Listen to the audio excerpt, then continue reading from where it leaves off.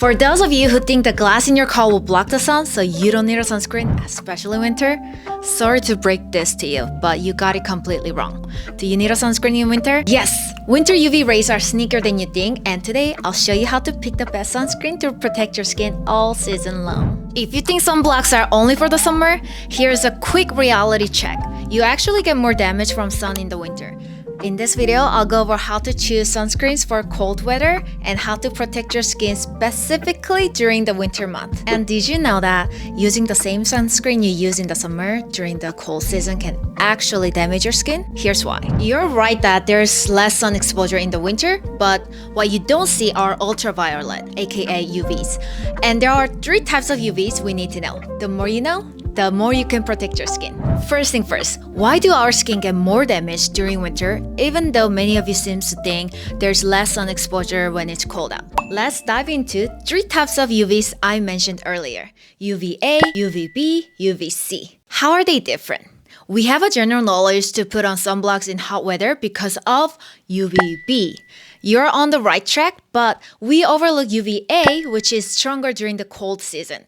UVA is not blocked by glass windows or clouds and can also get from the light bulbs inside of the buildings or blue lights from your screen. This is the one that causes aging, that dark aging spots, freckles, and sunspots. You know, a lot of hyperpigmentation. And snow can actually reflect up to 80% of UV rays, increasing exposure. When your skin is exposed for a prolonged period of time with this UVA, this will make your epidermis thicker than your skin and will easily get wrinkles.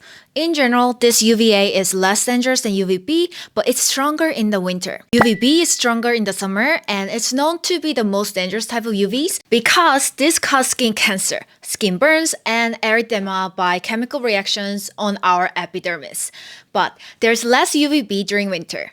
UVC is mostly absorbed in the ozone layer, so it's hard to reach our skin. So I wouldn't worry about it too much. Let's focus on this UVA though. So this is why I want you to choose different sunscreens during winter. Also in winter, it's drier because of low humidity outside, low sebum secretion from our body, strong wind, and big temperature difference between indoor and outdoor, especially if you're using a heater. So our skin needs even more moisture. But you don't want too much moisture either because a lot of oils will cause breakouts. Regardless, dry skin will lead to skin aging and wrinkles. That will never change. You good with me so far? Now that we understand UV rays, here's what you need to keep in mind when choosing the right sunscreens for winter. First, SPF versus PA. 2 terms you see on every sunscreen bottle. SPF protects against UVB, while PA protects against UVA. Here's an important note. Higher SPF doesn't always mean better protection in winter. In fact, high SPF can stress your skin more, making it harder to wash off and potentially damaging your skin barrier if not removed properly. So if you don't like cleansing your face, something to think about. In winter, UVA is stronger, so choosing a sunscreen with a balance between SPF and PA is key. For example, SPF 50 and PA 1+, for example, is not your best option in the winter, but might be a great option for you in the summer. Next, let's talk about the difference between chemical and mineral sunscreens. Chemical sunscreens contain ingredients like oxybenzone or ovobenzone that absorbs UV rays and turn them into heat energy under our skin. This needs about 20 minutes to start working, so you have to apply a little bit sooner. Mineral sunscreens use zinc oxide or titanium dioxide to sit on top of the skin and reflect UV rays like that. I recommend mineral sunscreens for those of you who have sensitive skin and for those of you who prefer physical barrier, you know, someone who don't like chemical stuff.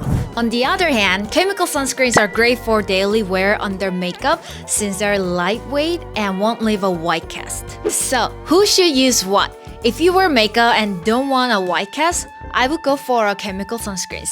But if you have sensitive skin or are prone to irritation, mineral sunscreens are your best bet.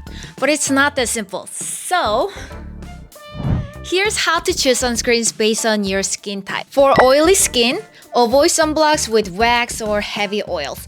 Mineral sunscreens are great because they dry out your skin slightly, which helps with oil control. If you prefer chemical sunscreen though, opt for one with lower SPF, around like SPF 20, especially if you have acne. And keep your skincare routine as light as possible.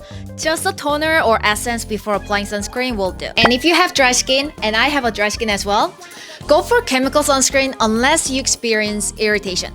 Look for hydrating ingredients like ceramides, hyaluronic acids, or niacinamide. A mix with oil can be great for extra hydration, but avoid anything too greasy because it will cause breakouts. And lastly, for sensitive skin, mineral sunscreen without fragrance are your best friends. And lastly, if you have a sensitive skin, I would recommend mineral sunscreens without fragrance. Okay, the next part is for those of you who want to take this to the next level. And I'm going to talk about ingredients that I would avoid. 1. Octocrylene. Alright, I'm going to go over 13 ingredients that I would be really concerned if I see on sunscreens. 4 out of these 13 ingredients are something I would avoid at any cost.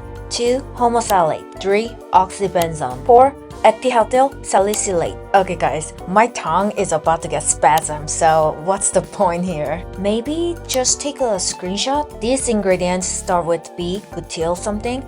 It's not great for kids, pregnant women, or those with sensitive skin because it can cause skin breakouts. The next one start with E, ethylhexyl something.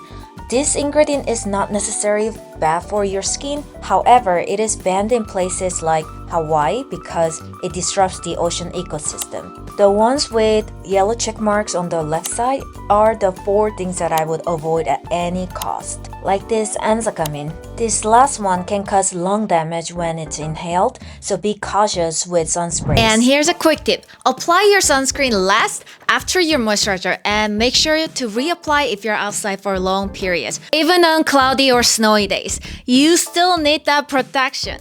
If you wear makeup, look for a sunscreen that doubles as a primer and won't interfere with your foundation.